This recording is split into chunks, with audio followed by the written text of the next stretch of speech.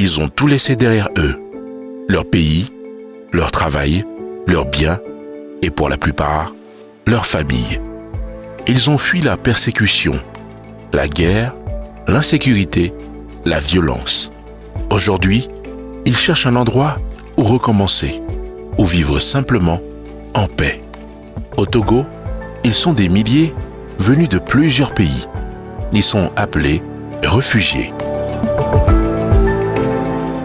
Mais derrière cette appellation, il y a des visages, des histoires et des rêves. Et pour les accompagner dans ce nouveau départ, le ministère de l'Action sociale, à travers la Coordination nationale d'assistance aux réfugiés, CNAR, en partenariat avec le Haut Commissariat des Nations Unies pour les réfugiés, HCR, mène des actions multiformes. En raison de son hospitalité légendaire, le Togo constitue une terre d'accueil où tout étranger, y compris les réfugiés, est accueilli comme un membre de la communauté et s'intègre ainsi facilement dans son nouvel environnement. Le président du Conseil, Son Excellence M. Faure Esozina Gnassingbé, s'emploie pour préserver cette richesse par un travail de renforcement de la cohésion sociale inclusive en conformité avec les engagements juridiques internationaux et les principes de droit organisant l'accueil des réfugiés. Plusieurs actions sont menées afin de soulager la souffrance des réfugiés, notamment des Burkinabés arrivés en masse dans la région des Savanes depuis quelques années. Il s'agit de l'assistance en vivres, de la distribution de kits de dignité, de l'appui en abri et en biens non alimentaires, sans oublier la prise en charge de certains cas de maladie. Par ailleurs, plusieurs projets sont élaborés par le gouvernement en partenariat avec le HCR afin de faciliter l'accès des réfugiés aux services socio-économiques de base et de favoriser leur autonomisation.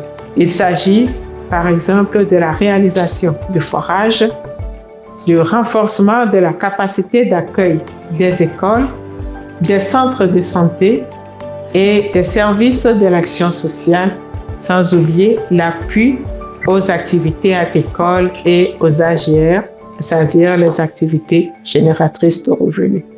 Voici Awa. Elle a fui son village avec ses enfants après une attaque armée. Arrivée à Sinkassé, au Togo, elle ne connaissait personne. Grâce à la CNAR et ses partenaires, notamment le HCR, elle a pu obtenir les documents d'identité, bénéficier d'un soutien financier afin de démarrer une activité génératrice de revenus.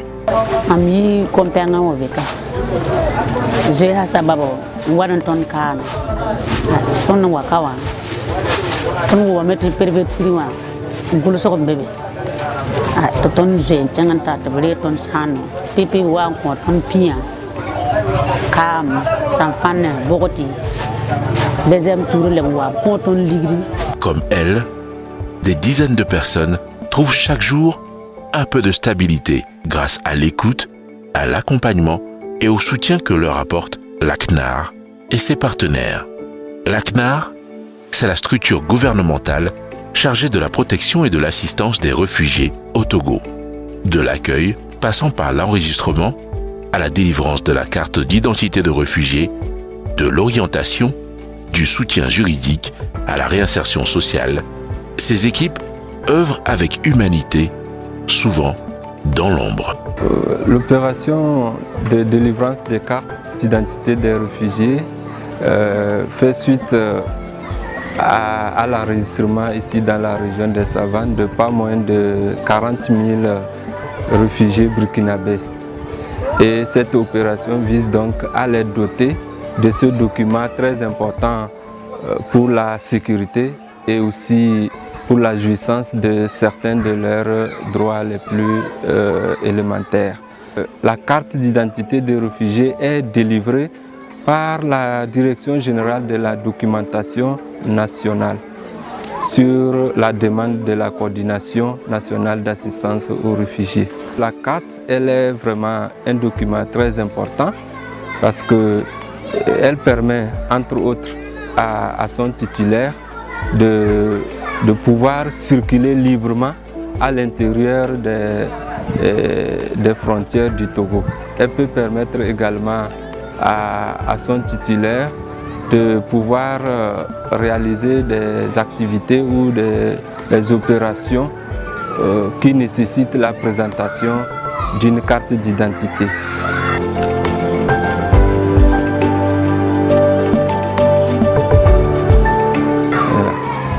La carte d'identité des réfugiés est également importante pour les différentes assistances qui sont apportées aux réfugiés.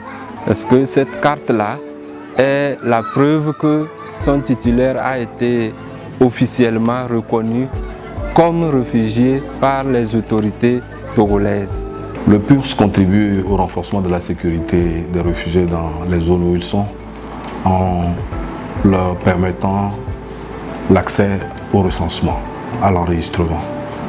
En 2023, en décembre 2023 pour être plus précis, nous avions mené une vaste campagne d'enregistrement des réfugiés, et ce qui nous a permis d'avoir un fichier qui a été mené par l'Agence nationale d'identification biométrique, donc un fichier biométrique. Et à l'issue de cet enregistrement, une carte d'identité biométrique a été donnée à chaque réfugié. Cette carte a les mêmes avantages qu'une carte d'identité nationale, donc qui leur assure une certaine sécurité de manière globale. Et aujourd'hui, nous avons un fichier que nous pouvons mettre à jour régulièrement et des dispositifs sont mis en place pour permettre une mise à jour au fur et à mesure que les réfugiés arrivent. Et nous pouvons dire sans trop nous tromper que le nombre de réfugiés sur le sol togolais est estimé à un peu plus de 50 000 aujourd'hui, en prenant en compte la dernière mise à jour qui date seulement d'avril. Donc, parallèlement, nous pouvons penser à leur inclusion économique à travers les différentes composantes du programme, notamment l'accès aux services sociaux de base, la capacité à générer des ressources et puis la sécurisation du territoire. Et comme ils sont imbriqués dans les populations d'accueil, le problème ne se pose pas. Ils jouissent des mêmes droits que les populations autochtones.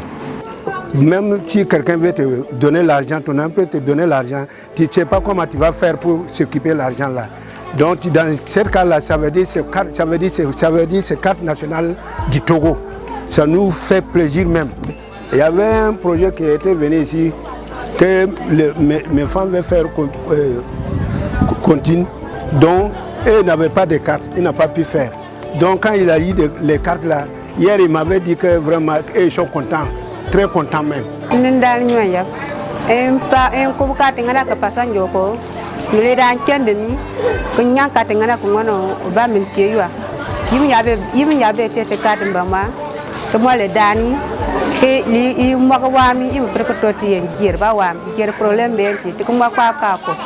Avec son partenaire technique et financier, le HCR, la Coordination nationale d'assistance aux réfugiés CNAR organise des séances de sensibilisation sur plusieurs thématiques de protection, facilite l'accès à la formation professionnelle et veille à ce que chaque réfugié puisse vivre dans la dignité.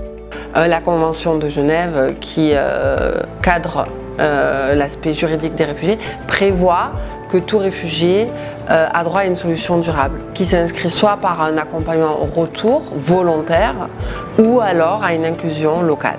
Donc c'est en ça qu'on travaille avec le PURS et la CNAR pour atteindre cet objectif de solution durable.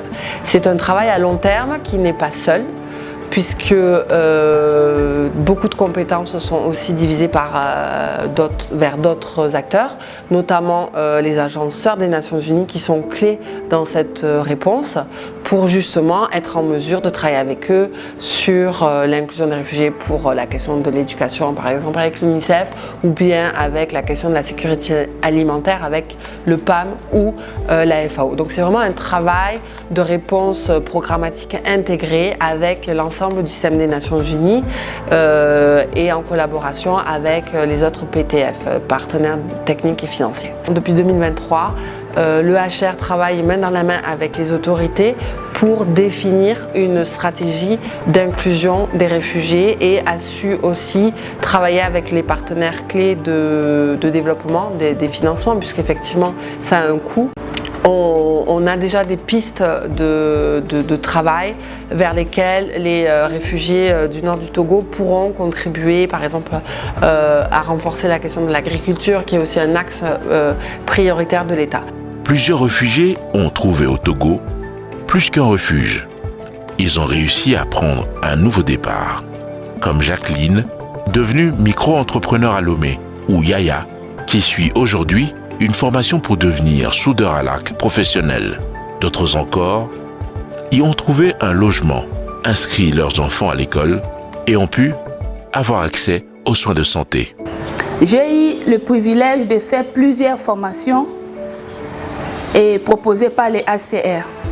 Ces formations m'ont permis aujourd'hui de prendre en charge ma famille et de former aussi d'autres personnes pour trouver les moyens de survivre. Les différentes communautés que je forme aujourd'hui, ils sont en train aussi de gagner un peu malgré que la vie est très difficile. À travers le programme de la formation du ACR Togo pour autonomiser les réfugiés, j'ai bénéficié de la formation en technique de création et de gestion des entreprises qui est AGER. Puis la formation Germe, gérer mieux mon entreprise. J'aimerais remercier la CNAR pour mon contrat, le logement et le manger, et pour la santé aussi. Si ce n'était pas à cause d'eux, je ne pouvais pas terminer d'apprendre mon métier. Donc je les remercie beaucoup. C'est le HR qui nous a donné les sous, ce qu'on va construire la maison. Donc, il nous a donné les sous, il nous a aidé les matériels, tôle, les bois, les pointes, et il y a le ciment aussi. Et on a groué, arrangé, voilà, cette chambre-là comme ça, et on a construit. C'est quand l'affaire sociale nous a pris, à nous donner à manger un peu, c'est là qu'on a connu ACNAR. Et il nous a dit que non, si c'est comme ça, eux, ils vont nous aider pour que les enfants rentrent à l'école.